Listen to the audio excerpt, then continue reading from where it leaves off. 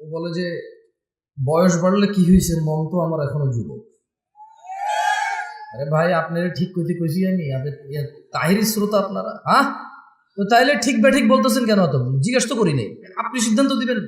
যখন থেকে শ্রোতারা ঠিক বেঠিক সিদ্ধান্ত দিচ্ছে, তখন থেকে বক্তারা যা খুশি তা বলে যে ঠিক কিনা, লোকে করে ঠিক ঠিক হয়ে যায়। মোহর দিয়ে বিয়ে করার কথা ছিল, পুরুষ যৌতুক নিচ্ছে, এরপরে বলতেছে সমাজে পুরুষ নির্যাতন হয়, আপনারা জানেন না। তো তুই কি পুরুষ রে বেটা? পুরুষ তো মহিলাকে টাকা দিয়ে বিয়ে করে, তুই তো টাকা নিচ্ছিস। ছেলে জানার সম্পর্ক কন্টিনিউ করে কেন? বিয়ে করবে আশ্বস্ত হয়ে। সে জানাকে হালাল মনে করে নিয়েছে, কারণ সে মনে করে ওই মেয়েকে সে বিয়ে করবে, এই জন্য তার জন্য এটা হালাল মনে করে। অথচ সে ভুলে যায় সে মারা যেতে পারে। সে ভুলে যায় ওই একই মেয়েকে বিয়ে করলো, বিয়ের আগের সম্পর্ক হারাম হারাম বলেই থাকবে লিপিবদ্ধ। হাত তোলেন তো, কে কি শুকুর খাইছেন? এই পুরো গ্রামে মুসলমান সমাজে শুকুর জবাই হয়? গাঁজা পাওয়া যায় কিনা? হ্যাঁ, দেখছেন ওই বুজুর্গেরও একই অবস্থা হয়েছিল। তো এই দেশে ঘুষখোর আছে মুসলমান? মুসলমান ঘুষখোর আছে? মুসলমান শুকুরখোর আছে? মুসলমান মদখোর আছে? মুসলমান শুকুরখোর আছে? যে অপরাধটা যত বেশি ভয়ানক, শয়তান ওইটাকে তত সহজ করে, তত সুশোভিত করে তুলে দেখায়। বুঝছেন? আব্দুল্লাহ ইবনে আব্দুর রাজ্জাক হাফিজাহুল্লাহ চলে আসছে। আমি অনুভব করি মন থেকে, আমার কথা বলা এবং ওনার কথা বলা দুইটা কথা হলেও ওনার কথা বলায় আমার কথা বলার চাইতে বেশি জ্ঞান প্রচার এবং প্রসার পায়, এটা মনে করে বিশ্বাস করি। সেজন্য আমি জ্ঞানকে অগ্রাধিকার দিব, বুদ্ধিমত্তাকে অগ্রাধিকার দেব, দিয়ে আমি আমার বক্তব্য বেশি লম্বা করবো না, 2-3 মিনিটের মধ্যে শেষ করে দেবো ইনশাআল্লাহ আজিজ। আসসালামু আলাইকুম ওয়া রাহমাতুল্লাহি ওয়া বারাকাতুহু। আলহামদুলিল্লাহ ওয়াসসালাতু ওয়াসসালামু আলা রাসূলিল্লাহি ওয়া বা'দ। প্রশংসা আল্লাহ তাআলার, যিনি আমাদের সৃষ্টি করেছেন এক বিন্দু তুচ্ছ পানি হতে, তারপর সুন্দরতম অবয়বে প্রেরণ করেছেন এই পৃথিবীতে নর এবং নারী হিসেবে। আলহামদুলিল্লাহ, অসংখ্য দুরূদ ও সালাম নাযিল হন মুস্তাফা সাল্লাল্লাহু আলাইহি ওয়াসাল্লামের উপর, যার পরে পৃথিবীতে আর কোনো নবী রাসূল আগমন করবেন না। আমরা সবাই বলি আল্লাহুম্মা সাল্লি আলাইহি আল্লাহুম্মা বারিক আলাইহি। কর্তৃপক্ষ আমাকে বলেছিল যুব সমাজের অবক্ষয় নিয়ে কথা বলতে এবং এর প্রতিকার নিয়ে। আসলে অবক্ষয় তো খালি যুবকদের হয়নি, বুড়াদের হয়েছে। তো যুবকের অবক্ষয় নিয়ে কি কথা বলবো? সবাই এখানে বিগড়ায় আছে, নিজ নিজ মনোকামনায়, নিজ নিজ পছন্দ অনুযায়ী। তারপরে যুবকদেরকে নিয়েই বলি, কারণ 50 বছরের পুরুষও নিজের যুবক মনে করেই পরক্রিয়া করে, বুড়া মনে করে না। ও বলে যে বয়স বাড়লে কি হয়েছে, মন তো আমার এখনো যুবক। আরে ভাই, আপনারা ঠিক কইতে কইছি আমি, তাহিরি শ্রোতা আপনারা, হ্যাঁ? তো তাইলে ঠিক বেঠিক বলতেছেন কেন? তো জিজ্ঞেস তো করি নাই ভাই, সরি ভাই, কিছু করার নাই। এই যে ভিডিও ম্যানরা বলবে যে জামশেদ মজুমদার কি অহংকার নিয়ে কথা বলে, মানুষের তুচ্ছ করে কথা বলে। আরে এগুলা ওনারা কি করতেছে এখানে? আসতে ইসলাম শিখতে আসে, ঠিক বেঠিক আপনি সিদ্ধান্ত দিবেন। যখন থেকে শ্রোতারা ঠিক বেঠিক সিদ্ধান্ত দিচ্ছে, তখন থেকে বক্তারা যা খুশি তা বলে যে ঠিক কিনা, লোকে করে ঠিক ঠিক হয়ে যায়। শেষ। আর কোনো মানদণ্ড নাই ঠিক বেঠিকের, কোনো কোরআন সুন্নাহ থেকে দলিল প্রমাণ লাগে না। খালি বক্তা গবু ঠিক কিনা, শ্রোতা গবু ঠিক, এই ঠিক, ব্যাস। যুব সমাজের অবক্ষয়তার কারণ যদি নিয়ে কথা বলি, সবগুলো তো দূরের কথা, 10টা 5টা কারণ তো দূরের কথা। যদি খালি যুবকের নেশার বিষয়ে কথা বলি, তো কতক্ষণ বলা সম্ভব? কতক্ষণ বললে নেশার বিষয় বলে শেষ করা সম্ভব? আর আমি বা কতটুকু জানি কতটুকু অধঃপতন হয়েছে। যুবতীর বেপরদা, পর্দাহীনতা, এইটা নিয়ে যদি কথা বলি, তাহলে কতক্ষণ বলা সম্ভব? কতটুকুই বা বলার জ্ঞান রাখি? উলঙ্গ থেকে মানুষ বেপরদা থাকতো, তারপর মানুষ জামা কাপড় পরলো, ওগুলো পরে এখানে সেখানে এমন ডিজাইন করছে, উলঙ্গর চাইতে বেশি ভালগার দেখা যায়। তারপর কিছু মানুষ বোরখা বানানো শুরু করলো, স্ট্রবেরি কালার, পিঙ্ক কালার, বুকের সামনে ফুল, নাভির নিচে ফুল, কোমরের মধ্যে পিতা দিয়ে টাইট করে বান্ধা দিয়ে হাত এভাবে তুইলা মেয়েরা মাদ্রাসার হাটে। এখন যুবতীর, আমার বোনের বেপরদা নিয়ে কথা বললে কতক্ষণ কথা বলবো, আর কতটুকুই বা বলা সম্ভব? আমি বা কতটুকু জানি? যুবকের অবক্ষয় নিয়ে কথা বললে রাস্তাঘাটে কোনো মেয়ে ছক্কা লুডো খেলে না, সবগুলা যুবকরাই তো খেলে। রাস্তাঘাটে যুবতীরা সিগারেট গাঁজা ইয়াবা সেবন করে বেড়ায় না, যুবকরাই করে। এখনো সিনেমা হলের টিকিট যুবক যুবতীকে ফুসলায় ফাসলায় 2টা টিকিট কেটে নিয়ে যায় সিনেমা দেখতে। এখনো জেনার সমস্ত বিল যুবক ভরে। রাস্তাঘাটে মারামারি গালিগালাজ এগুলো যুবকরাই করে, পুরুষরাই করে। আবার আল্লাহ থেকেও আদিষ্ট হয়েছে প্রথমে নিজের চক্ষু অবনত করে লজ্জাস্থানের হেফাজত করতে। সেই যুবক কিনা বেপরদা মহিলার দিকে তাকিয়ে থেকে ফেসবুকে পোস্ট করে, মাইক হাতে বেয়ে কথা বলে, জায়গা জায়গায় সমালোচনা করে, সমাজটা নষ্ট হয়ে গেছে, নারীরাই নষ্টের মূল, বেপরদা চলে, সব ছেলে নষ্ট করে দিছে। অথচ ও ল্যাংটা হাঁটলেও পুরুষের জন্য আল্লাহর পক্ষ থেকে আদেশ, নিচে তাকাবে তারপরে হাঁটবে। ও নিচে তাকাবে না, নিজেরটা মানবে না, আরেকজন মানে নাই সেটার সমালোচনা করে বেড়ায় যুবক। এখানকার যুবকের ধারণা পর্দা মানি হচ্ছে মহিলা, পর্দা মানি মা, বোন, স্ত্রী, কন্যা, দাদি, নানি, ফুফি, খালা। পর্দা মানি মহিলা। যখন তারা পর্দাকে এভাবে খ্রিস্টানদের মতো, ইহুদি নাসারাদের মতো যখন পরিবর্তন করতে শুরু করলো পর্দার মিনিং, তখন আল্লাহর আযাব এদের উপরে চলে আসছে। এদের মহিলারা বলতেছে যে আরে পর্দা কি পোশাকে আছে নাকি, মনে হলো পর্দা। কারণ এরা পর্দার অপব্যাখ্যা করেছে, এরা পর্দার মানে সমস্ত মহিলার বদনাম করেছে। কিন্তু নিজেকে যে আল্লাহ নিচের দিকে তাকানোর জন্য বলেছে, ওই মহিলার দিকে না তাকাইতে বলেছে, নিষেধ করেছে, সেটা সে মানেনি। ঘরে সিলিন্ডার গ্যাস ব্লাস্ট হলে নতুন বউ মারা গেছে, পুকুরে পড়ে মারা গেলে নতুন বউ মারা গেছে, যে বউটা যৌতুক দেওয়ার কথা ছিল যৌতুক দিতে পারে নাই, মোহর দিয়ে বিয়ে করার কথা ছিল পুরুষ যৌতুক নিচ্ছে। এরপরে বলতেছে সমাজে পুরুষ নির্যাতন হয়, আপনারা জানেন না। তো তুই কি পুরুষ রে বেটা? পুরুষ তো মহিলাকে টাকা দিয়ে বিয়ে করে, তুই তো টাকা নিচ্ছিস। পুরুষ তো মহিলাকে টাকা দিয়ে বিয়ে করে, পুরুষ উপার্জনের জিম্মেদার নিজেকে মনে করে। মা বোনকে কাজে লাগাই দেয় না, মেয়েকে কাজে লাগাই দেয় না। পুরুষ মর্যাদা সম্পন্ন হয়, বলবে 3 বেলা খাবো, না পারলে 2, না পারলে 1। কিন্তু জিম্মেদারি উপার্জনের আমার বোনের না, আমার মায়ের না। যদি করে মুসলমান মেয়ে, কোনো হারাম কিছু নাই, মহিলা কাজ হতে পারে। আল্লাহ আমাদেরকে বোঝার তৌফিক দান করুন। এখনো কি হাসি পাচ্ছে? নাম হচ্ছে সালাফি কনফারেন্স। বসে আছে যারা নিজেদেরকে দাবি করে মানহাজুস সালাফের মধ্যে যারা আছি আমরা। মানহুমুস সালাফ, সালাফকে as-সাহাবান নবী সাল্লাল্লাহু আলাইহি ওয়াসাল্লাম, নবী সাল্লাল্লাহু আলাইহি ওয়াসাল্লামের সাহাবারা হচ্ছে সালাফ। আমরা বলছি আমরা ওদের অনুসরণকারী, আর বসে বসে কমেডি করি এখানে এসে। আল্লাহ আমাদেরকে বোঝার তৌফিক দান। সরি, আপনারা মনে কষ্ট নিয়েছেন আমার কথা? দুঃখজনক। এই শীতের মধ্যে এত কষ্ট করে বসে আছেন হাসি তামাশা করার জন্য, মোবাইলে কমেডি দেখেন, এখানে বসে আছেন। মনে রাখতে হবে যুবক ভাই আমার, বর্তমানে আমাদের যুব সমাজের অসংখ্য সংকট, অসংখ্য সমস্যায় জর্জরিত আমাদের সমাজ। এর মধ্যে নাম্বার 1 আর নাম্বার 2, কোনটা 1 নাম্বার কোনটা 2 নাম্বার এটা বলা কঠিন হয়ে যাবে। নেশা আর জেনা, জেনা 1 নাম্বার নাকি নেশা 1 নাম্বার এটা বলা কঠিন হয়ে যাবে, এমন ব্যাপক হারে হয়েছে। ছেলে জেনার সম্পর্ককে প্রেম বলে, ভালোবাসা বলে। ছেলে জেনার সম্পর্ক কন্টিনিউ করে কেন? বিয়ে করবে আশ্বস্ত হয়ে। সে জেনাকে হালাল মনে করে নিয়েছে, কারণ সে মনে করে ওই মেয়েকে সে বিয়ে করবে, এই জন্য তার জন্য এটা হালাল মনে করেছে। অথচ সে ভুলে যায় সে মারা যেতে পারে।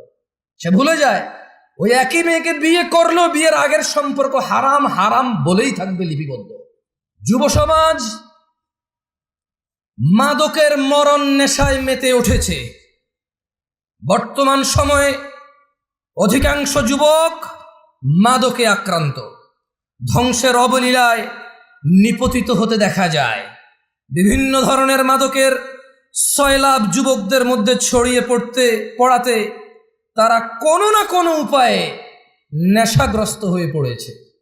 যারা নেশা করে তারা অধিকাংশই জানে নেশা কোন রকম উপকারী বা ভালো কাজ নয়, এবং তা মানুষের জীবনাশক্তি বিনষ্টকারী। এইসব জেনে শুনেও যুবক মাদকাসক্ত নেশার অন্ধকার জগতের মধ্যে থাকতে চায়। ও থাকতে চায় নেশায় বিভোর হয়ে, উদাসীনতায় মেতে থাকতে চায়, এটা জেনেও যে নেশা ওকে ধ্বংসের সর্ব উচ্চ পর্যায়ে নিয়ে যাবে, ধ্বংসের সর্বশেষ পর্যায়ে নিয়ে যাবে, এটা ও জানে, তারপরও সে মেতে থাকতে চায় নেশা। মাদকাসক্ত তরুণ প্রজন্ম ধর্ম কর্ম সব কিছু বিসর্জন দিয়ে হতাশাকে, স্যাডনেসকে, সরৌনেসকে আপন করে নিতে চায়, সঙ্গী করে নিতে চায়। জীবনের চলার পথ থেকে বিভ্রান্ত হয়ে পড়েছে এবং বিবেক বুদ্ধি হারিয়ে সামাজিকতা থেকে দূরে সরে যেতে চায় যুবক, নেশায় আসক্ত হয়ে, নেশাকে আপন করে নিয়ে। অথচ মুসলমানের সন্তান জুমআ পড়ে, খুতবা শোনে, ওয়াজে আসে, মক্তবে পড়েছে, মাদ্রাসায় পড়েছে, ওর পরিবারের কেউ না কেউ মাদ্রাসায় পড়েছে, ও ওয়াজ শুনে ইউটিউবে, তারপরেও সে ইসলামের বিধিবিধান সম্পর্কে গাফেল ও বেপরোয়া। অথচ ইসলাম মানুষকে নেশা গ্রহণ, মাদক সেবন হতে সম্পূর্ণ নিষেধ করে। মানুষকে ধ্বংস ও করুণ পরিণতি হতে রক্ষা করার জন্য ইসলামী অনুশাসন মেনে চলার কোনো বিকল্প নেই যুবক ভাইয়েরা। তাই আমাদের জানতে হবে ইসলাম মাদক সম্পর্কে কি কি দিক নির্দেশনা দিয়েছে।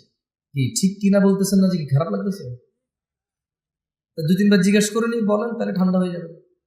বলবেন যে এত কষ্ট করে ওনার লাগে বসে আছি, উনি একটা বারো ঠিক কিনা করুন না, ঠিক বলতে পারলাম না। আজকে তো ওয়াজ যে ঠিক হয়েছে স্বীকৃতি দিতে পারলাম না, সার্টিফিকেট দিতে পারলাম না, ঠিক কিনা? ভালো হয়েছে, ঠিক আছে, আর ভালো লাগবে না। দই জমান ভাই, মানুষ জমায়েন না, ওয়াজ জমায়েন না, ওয়াজরে জমতে দিয়ে না, জমে গেলে তো বসে যাবে, শেষ। আমি চাই ওয়াজ না জমুক, ওয়াল্লাহ আমি চাই শ্রোতা না জমুক, ওয়াজ না জমুক।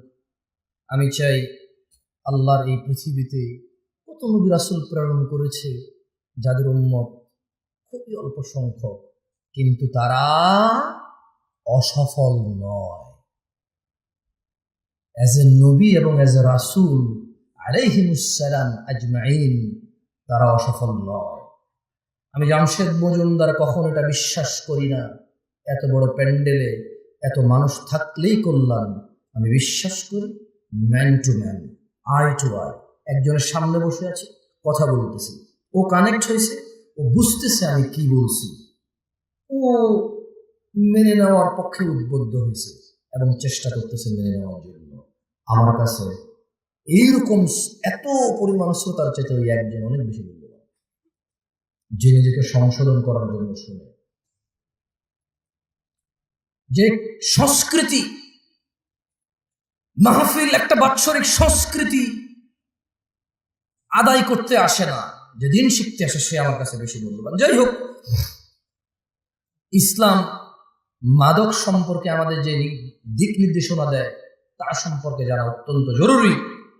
রাসূলুল্লাহ সাল্লাল্লাহু আলাইহি ওয়াসাল্লাম মাদক সম্পর্কে সতর্কবাণী উচ্চারণ করে বলেন, যে কোনো ধরনের নেশাজাত পানীয় হারাম। কোন ধরনের? এইগুলা বলবেন, ঠিক বা ঠিক জিজ্ঞেস করবেন। মানে এতক্ষণ তো কথা বলছি, এখন দুই একটা হাদিস পড়ব, আয়াত পড়ব, আপনাদেরকে জিজ্ঞেস করব। যেটা জিজ্ঞেস করব ক্লাসে যেমন শিক্ষকরা ছাত্রদেরকে পড়ায় জিজ্ঞেস করে, ছাত্ররা বলে, আমি চাই একটা হাদিস পড়ব, আপনাদের জিজ্ঞেস করব, আপনারা বলবেন। তাহলে কি হবে? আপনারা যখন বলবেন এটা আপনারা ইজিলি মুখস্থ করতে পারবেন, মনে থাকবে ইনশাআল্লাহ। আল্লাহ আমাদেরকে তৌফিক দান করুন, আমিন। তাহলে মুহাম্মদ সাল্লাল্লাহু আলাইহি সাল্লাম বলেছেন যে কোন ধরনের নেশাজাত পানীয় হারাম। কয় ধরনের? কোনটা কি বাদ গেছে? টিকটিকির লেজ, ইয়াবা, গাঁজা, এগুলো তো হাদিসের নাম নিয়ে নাই, এগুলো হাদিসে নাম নিয়ে নাই। কিন্তু যেই জিনিসের নেশা হয় সেটা হারাম কে বলেছে? মুস্তাফা আলাইহিস সালাম। তিনি আরো বলেন, কুল্লু মুস্কিরিন খামর, নেশাজাত যে কোন দ্রব্যই মাদক, ও কুল্লু মুস্কিরিন হারাম, আর যাবতীয় মাদকই হচ্ছে হারাম। ওয়ামান শারিবাল খামরা ফিদ দুনিয়া ফামাতা ওয়া হুয়া ইউদমিনুহা লাম ইয়াতুব, আর যেই ব্যক্তি দুনিয়াতে মাদক সেবন করে অতঃপর নেশাগ্রস্ত অবস্থায় মৃত্যুবরণ করে তওবা না করে, লাম ইয়াশরাবহা ফিল আখিরাহ, আল্লাহ সুবহানাহু ওয়া তাআলা আখিরাতে তাকে মদ পান করা থেকে বঞ্চিত করবে। তাহলে আমরা বুঝলাম আনার জান্নাতি ফল, আঙ্গুর জান্নাতি ফল, মদও জান্নাতি পানীয়। মদ কি? মদ কি? জান্নাতি পানীয়। তবে জান্নাতি পানীয় যে মদ, ওখানে নেশা নাই। বিশ্বে আমরা মানুষরা যে মদ তৈরি করি সেই মদের নেশা আছে, আর যদি নেশা না হয় এটাকে মদই বলা হয় না। বুঝে আসছে না? আসে না? ওটাকে শরবত বলে। কি বলে? যেটা খেলে নেশা হয় না ওটাকে কি বলে? আর যেটাই খেলে নেশা হয় সেটাকে কি বলে? মদ। আখিরাতের মধ্যে নেশা হবে না, কিন্তু ওটার নাম মদ। কেমন? আল্লাহ আমাদেরকে বুঝার তৌফিক দান করুন। মানব সভ্যতার প্রতি মারাত্মক হুমকি সৃষ্টিকারী দেশের অন্যতম অভিশাপ মাদকাসক্তি। মাদক দ্রব্যের নেশার ছোবল এমনই ভয়ানক যে তা ব্যক্তি, পরিবার, সমাজ, দেশ থেকেই বিচ্ছিন্ন করে না খালি, বরং তা সমগ্র জীবন ধ্বংস করে দেয়। মানবতার মুক্তির কাণ্ডারি ইসলামই সর্বনাশা মাদক সম্পর্কে মানব জাতিকে সর্বোচ্চ সতর্ক করেছে। মানুষ যাতে মাদক থেকে দূরে থাকে তার জন্য মাদক সেবনে এই নেশাগ্রস্ত ব্যক্তির জন্য ইসলাম শাস্তির ব্যবস্থা করেছেন, ঘোষণা করেছেন, যাতে মানুষ আল্লাহকে পরোয়া করে, যাতে মানুষ জান্নাতকামীরা, জান্নাতের মনোবাসনা যাদের ভিতরে আছে, যারা জাহান্নাম থেকে বাঁচতে চায়, যারা রক্ত পুজ খেতে চায় না, যাদের ইচ্ছা নেই মাথার উপরে আল্লাহ গরম পানি ঢেলে দেবে আর টকবক টকবক করে এটা উতরাবে, যাদের এমন ইচ্ছে নেই জাক্কুম ফল খাওয়ার, জাক্কুম কাটা খাওয়ার, যাদের এমন ইচ্ছে নেই হুতমাতে যাওয়ার, ওয়াইলে যাওয়ার, আগুনে প্রবেশ করার, ইসলাম তাদের জন্য ওয়ার্নিং দিয়েছে মদের বিষয়। কি বলেছে? কোরআনুল কারীমে আল্লাহ বলেছে, ইয়া আইয়ুহাল্লাযীনা আমানু, ও মুমিনগণ। তাহলে কি সবাইরে বলছে? সবাইরে বলছে। কারে বলছে?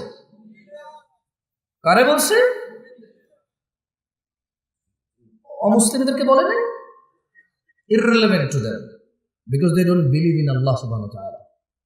তারা আল্লাহকে বিশ্বাস করে না, সো তারা আখিরাতকে বিশ্বাস করে না, জান্নাতকে বিশ্বাস করে না, জাহান্নামকে বিশ্বাস করে না। বলে যে আমরা দেখছি না তো এটা। অথচ তারা আলোকে বিশ্বাস করে দেখা যায় না, বাতাসকে বিশ্বাস করে দেখা যায় না। এরপরে আবার প্রতিবেদন আসবে, এই জমিন থেকে অমুক গ্রহে যেতে 10 লক্ষ কোটি বছর লাগবে। তুই কেমনে বুঝছস? তুই কি গেছস? যা ফিরে আসছিস বুঝলি, হ্যাঁ আমি গেছি 10 লক্ষ কোটি বছর লাগছে। হ্যাঁ, তারা এগুলো বিশ্বাস করে। অবশ্য আমি বলছি না যে ভুল, তবে আমি সঠিকই বলতে পারবো না, কারণ কোনো একটা জিনিসের দূরত্ব বলার জন্য জরুরি হচ্ছে আমি ওই দূরত্বটা বুঝবো, গতিটা বুঝবো, ক্যালকুলেশন করবো যে হ্যাঁ এতদিন পরে যায় পৌঁছবে। এখন একটা জিনিস 10 লক্ষ কোটি বছর দূরে, আমি কেমনে বুঝছি এটা 10 লক্ষ কোটি বছর? মানে আমি কিছু কি, মানে কোন একটা গতিশীল কিছুকে তো বানাইতে হয়েছে, বানায় মাপতে হয়েছে, এটা যদি এই গতিতে যায় তাহলে 10 লাখ কোটি বছর লাগবে। এখন এই যে এই গতিতে 10 লাখ কোটি বছর লাগবে কেমনে বুঝছি? ওই দূরত্ব তো আমি দেখতেছি না। তারা এগুলো বিশ্বাস করে। তারা জান্নাত জাহান্নাম বিশ্বাস করে না, বলে যে দেখছি না। অথচ ঘুমের মধ্যে মানুষ কান্না করে, কেন? সাপে কামড় দিছে। ঘুমের মধ্যে মানুষ ঘামায়া যায়, কেন? খাদে পড়ে যাচ্ছে। ঘুমের মধ্যে মানুষ হাউ মাউ করে চিল্লায়, কেন? বাপ মারা গেছে, মা মারা গেছে। উঠে দেখে যে না, ও স্বপ্নে দেখেছে। ও ঘুমে কষ্ট পায়। ঘুমে কি পায়? কষ্ট পায়। সে জাহান্নামে যে আযাব আছে সে সেটা অনুভব করতে পারে না। দেখি না। তাহলে আল্লাহ কাকে বলেছে? খেয়ে ফেলেছেন, চা নাস্তার ব্যবস্থা করবেন, এটা তো ওয়াজ খেয়ে ফেলে। ইয়া আইয়ুহাল্লাযীনা আমানু, হে তোমরা যারা ঈমান এনেছো, ইন্নামাল খামরু ওয়াল মাইসিরু ওয়াল আনসাবু ওয়াল আজলাম রিজসুম মিন আমালিশ শাইতান ফাজতানিবুহু লাআল্লাকুম তুফলিহুন। ও আমার যুবক ভাই, মনোযোগ দিয়ে শোনো, তোমার রব কি বলছে।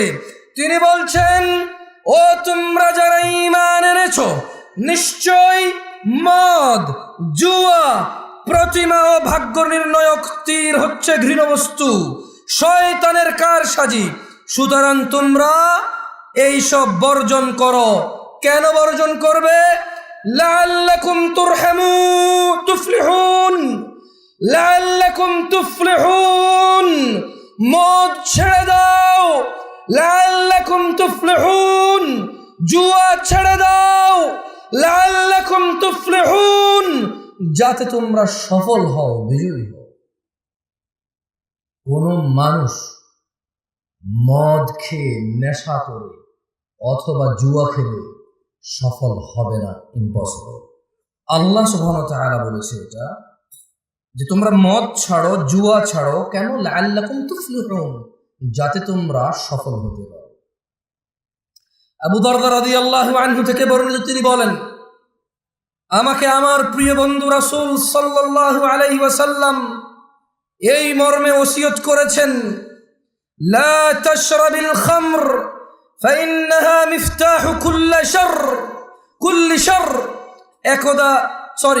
আবু দারদা রাদিয়াল্লাহু আনহু বলছে যে মুহাম্মদ সাল্লাল্লাহু আলাইহি ওয়াসাল্লাম, আমার বন্ধু, আমাকে ওসিয়ত করেছে। কি করেছে?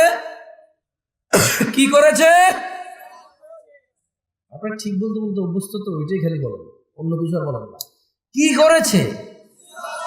ওসিয়ত করেছে। আমার সাথে পড়েন হাদিসটা। বলেন, আবু দারদা রাদিয়াল্লাহু আনহু থেকে বর্ণিত।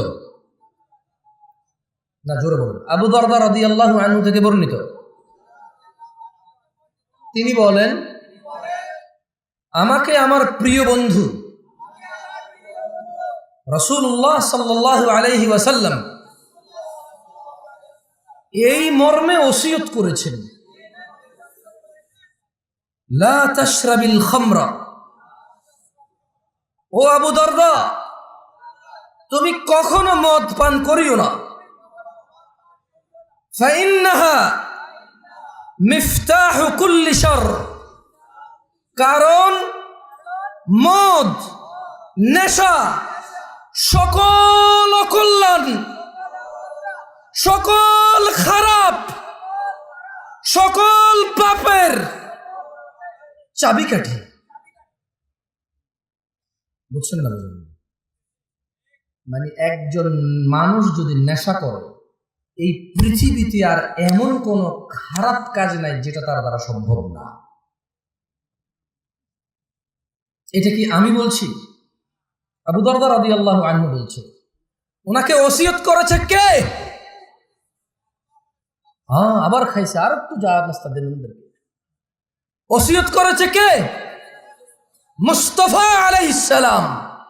ওসিয়ত করেছে কে? রাহমাতাল লিল আলামিন। কে? ইমামুল আম্বিয়া। কে? ইমামুল মুরসালিন। কে? খাতামান নবিয়্যিন। কে? ওসিয়ত করেছে যে, ও আবু দারদা, তুমি নেশা করিও না। তুমি যদি নেশা করো তাহলে এটা সকল পাপের, সকল অকল্যাণ, সকল অঘটনের চাবিকাঠি হচ্ছে এই নেশা। তাইলে ছোট্ট একটা গল্প বলি বনি ইসরাইলের। কেমন? আল্লাহ নবী সাল্লাল্লাহু আলাইহি ওয়াসাল্লাম বলেছে যে তোমরা বনি ইসরাইলের গল্প বলো, তবে মিথ্যা বলিও না। কি বলিও না? মানে বানায় বানায় বলিও না। তাহলে আমি কি ছোট্ট একটা বনি ইসরাইলের গল্প বলবো? আপনাদের কষ্ট হয়ে যাচ্ছে, আমি বক্তব্য ছেড়ে দেবো ইনশাআল্লাহ। আপনি না গুলো গুলিনি, আর কত মাস কষ্ট করেছে আপনি চালান। আমি পারবো না এত বেশি চালাইতে, বেশি চালাইলে ব্রেক ধরবে না, পরে পরে ডাইরেক্ট 120 গতিতে মারলে 30-40 পিছিয়ে এসে মেরে দেবে। একদা বনী ইসরাইলের জৈনিক রাষ্ট্রপতি, মানে একজন সরকার প্রধান বা রাজা, ওর যুগের মানে ওই রাজা তার সময়ে একজন আবেদ, বুজুর্গ, বুজুর্গ মানে বোঝেন নেককার মানুষ। কি মানুষ? নেককার মানুষ। তো ওই রাষ্ট্রপতি ওর যুগের একজন নেককার মানুষকে 4টি কাজের যে কোনো একটি কাজ করতেই হবে বাধ্য করেছে, যদি না করে ওকে হত্যা করবে। তাহলে বনী ইসরায়েলের একজন রাষ্ট্রপতি একজন বুজুর্গ নেককার মানুষকে কয়টি কাজ করতে বলছে? না, এই যে খেয়ে ফেলছে 4টির যে কোনো একটি, মানে করতেই হবে, 4টির যে কোনো একটি হলেও করতে হবে। তো তাকে কি বললো? তাকে বললো যে শোনো, তুমি হয় মদ খাবা, তুমি হয় মদ খাবা, অথবা মানব হত্যা করবা, মানুষকে খুন করবা, অথবা শূকরের মাংস খাবা, অথবা তুমি কি করবা? জেনা ব্যভিচার করবা। তাহলে লোকটা কি আমাদের মতো কেউ ছিল? কি ছিল? কি ছিল? ফরহেজগার। মাশাআল্লাহ। তাহলে ঠিক আছে, এবার ওয়াজ শুনতেছেন আপনারা। তাহলে লোকটা ফরেজগার ছিল, ওকে কয়টা জিনিসের যে কোনো একটা করতে বাধ্য করেছে? 4টার। 1 নেশা, কি? 2 হত্যা, 3 ব্যভিচার, 4 শূকরের মাংস। এখন ওকে বলছে যে তুমি যে কোনো একটা হইলেও করতে হবে, নাহলে তোমাকে হত্যা করা হবে। ওই বুজুর্গ চিন্তা করলো শূকরের মাংস কিভাবে খায়, মানুষ কিভাবে হত্যা করি। না, এটা এখানে লেখা নাই। বুজুর্গ হয়তো 4টার মধ্যে বাধ্য ছিল। ওর রাষ্ট্রপতি বলতেছে যে তুমি এটা যে কোনো একটা করতেই হবে। তো জীবন বাঁচানোর জন্য নির্বাচন করেছেন মদকে, মানে শূকরের থেকে ইজি না। আর মুসলমানদের মধ্যে কে কে হাত তোলেন তো, কে কে শূকর খেয়েছেন? এই পুরো গ্রামে মুসলমান সমাজে শূকর জবাই হয়? গাঁজা পাওয়া যায় কিনা? হ্যাঁ, দেখছেন ওই বুজুর্গরও একই অবস্থা হয়েছিল। আর হাসতেছে, আবার হাসতেছে, এটা কমেডি বুজুর্গ। আরে ভাই, একটু বিবেচনা দিয়ে চিন্তা করেন না। আপনি যেরকম নেশাকে শূকরের চাইতে ভালো মনে করেন, মানে শূকর এতটাই আমরা ঘৃণা করি, আলহামদুলিল্লাহ, আল্লাহর প্রশংসা, প্রপার আমরা এই সমাজে এটা দেখি না। আছে সুদখোর পর্যন্ত শূকর খায় না। সুদ খাওয়া কি? শূকর খাওয়া কি? শূকর খাইলে গুনাহ কার লগে? সুদ খেলে গুনাহ আল্লাহর লগে, মানুষের লগে। সুদের গুনাহ মাপ পাওয়া বেশি কঠিন। ঘুষ খাওয়া কি? শূকর খাওয়া কি? শূকর খেলে কার সাথে গুনাহ, আর ঘুষ খেলে কার কার সাথে গুনাহ? আল্লাহ এবং মানুষের সাথে। মানুষের হক খাইছে সে, আমি বুঝাতে পারিনি। তো এই দেশে ঘুষখোর আছে? মুসলমান ঘুষখোর আছে? মুসলমান শূকরখোর আছে? মুসলমান মদখোর আছে? মুসলমান শূকরখোর আছে? আপনি হয়তো চিন্তা করবেন যে ওই লোক যদি এত ফরজগার হয় তাহলে সে মদ নির্বাচন করলো কেন? কারণ বস্তুত মদ, শূকর অথবা হত্যা, ব্যভিচারের চাইতে নর্মাল মনে হয় মানুষের কাছে। এটা মানুষের কাছে মনে হয়। কার কাছে মনে হয়? আপনাকে একটা কথা বলি, মনে হওয়ার কারণ আছে। যে অপরাধটা যত বেশি ভয়ানক, শয়তান ওইটাকে তত সহজ করে, তত সুশোভিত করে তুলে দেখায়। বুঝছেন? তো ওই ফরজগার লোক কি নির্বাচন করেছিল? মদ নির্বাচন করেছে। পরিশেষে উক্ত ব্যক্তি বাধ্য হয়ে মদ পানকে সহজ মনে করে তা করতে রাজি হলো। কিন্তু যখন সে মদ খেল, মদ খাওয়ার পর সে সম্পূর্ণ মাতাল হয়ে বাকি 3টা কাজও সে করছে। কারণ মদ খেলে বিবেক চলে যায়। মদ খেলে কি চলে যায়? তো যখন সে সহজ মনে করে মদ খেলো, নেশাগ্রস্ত মাতাল হয়ে জেনাও করছে, শুরু হয়েছে। আল্লাহ তাআলা আমাদেরকে বুঝার তৌফিক দান করুন। আমি যে একটু আগে বলেছি যে যেই অপরাধটা যত বড়, মানুষের জন্য যত ধ্বংসশীল, শয়তান এটাকে তত কি করে দেখায়, সুন্দর করে দেখায়। দেখেন আল্লাহ কি বলে কোরআনুল কারীম, আউযু বিল্লাহি মিনাশ শাইতানির রাজীম। ইন্নামা ইউরিদুশ শাইতান إنما يريد الشيطان أن يوقع بينكم العداوة والبغضاء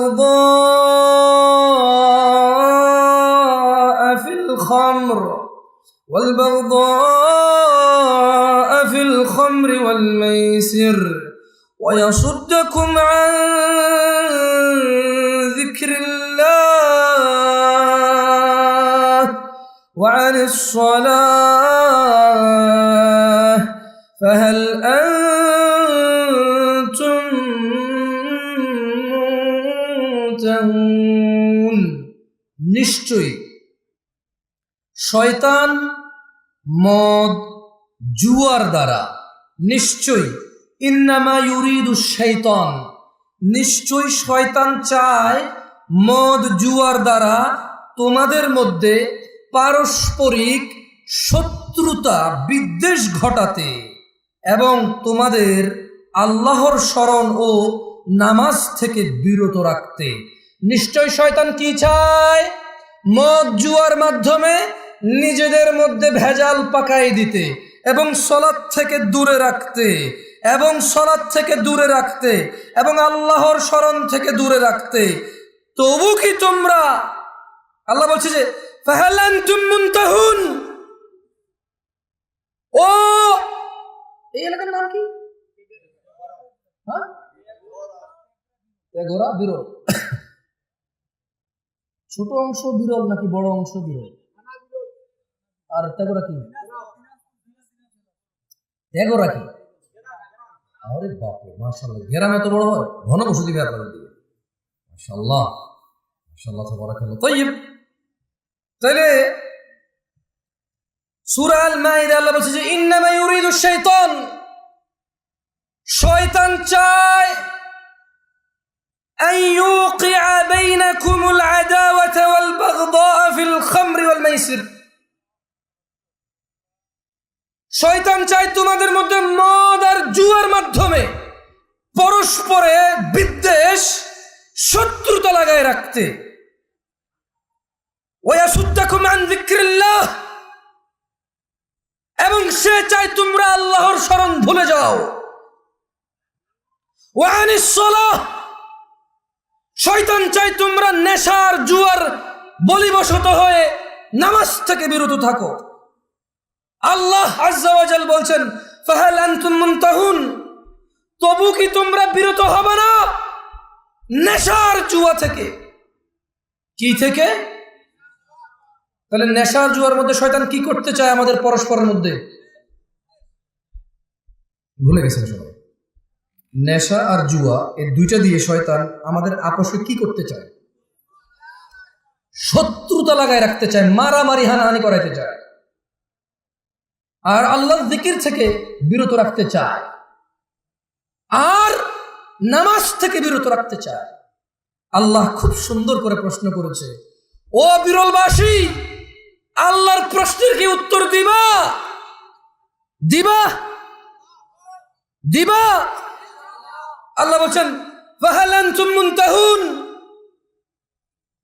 এই মদ জুয়া ছেড়ে দিয়ে নিজেদের শত্রুতা থেকে মুক্ত হয়ে আল্লাহর স্মরণে ফিরে এসে সালাতে ফিরে আসবা। ওয়া মা তাওফীকি ইল্লা বিল্লাহ, আল্লাহ আমাদেরকে তৌফিক দান করুন। যাই হোক, আমাদের শেখ আব্দুল্লাহ ইবনে আব্দুর রাজ্জাক হাফিজাহুল্লাহ চলে আসছে। আমি অনুভব করি মন থেকে আমার কথা বলা এবং ওনার কথা বলা দুইটা কথা হলেও ওনার কথা বলায় আমার কথা বলার চাইতে বেশি জ্ঞান প্রচার এবং প্রসার পায়, এটা মনে করে বিশ্বাস করি। সেজন্য আমি জ্ঞানকে অগ্রাধিকার দিব বুদ্ধিমত্তাকে অগ্রাধিকার দেব, দিয়ে আমি আমার বক্তব্য বেশি লম্বা করব না, 2-3 মিনিটের মধ্যে শেষ করে দেবো ইনশাআল্লাহ আজিজ। মাদকের বিস্তার কিয়ামতের আলামত। ভাই আমার, ঘুষ, সুদ, চুরি, ডাকাতি, দুর্নীতি করে এই সম্পদের পাহাড় কার জন্য? সন্তানের জন্য। তোমার সন্তানের উপরে আসমানটা ভেঙে পড়বে, এই জমিনটা ফেটে ধসে যাবে।